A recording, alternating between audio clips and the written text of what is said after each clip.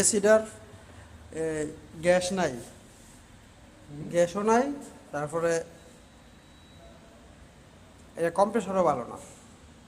এখন সাকশনের লাইন কাটছিলাম, কেটে দেখলাম প্রেশার দেওয়ার জন্য ডিসচার্জ, কন্ডেন্সার এবং চেম্বার কেটে প্রেশার দেওয়ানোর জন্য কাটছি। প্রেশার দিমু, কম্প্রেসার চালাইছি, দেখি কোনো প্রেশার, ব্যাক প্রেশার টানে না। এখন এখানে ধরে দেখি এখানে কোনো প্রেশার আসে না। এখন কম্প্রেসারের মেকানিক্যাল খারাপ কিনা তা চেক করার জন্য এখানে কাটলাম, চালু করলাম, দেখা যাক। কম্প্রেসারের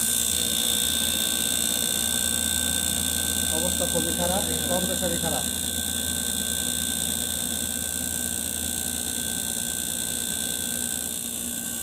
এখানে ডিসচার্জ দেয়, ওইখানে সাকশন দেয়।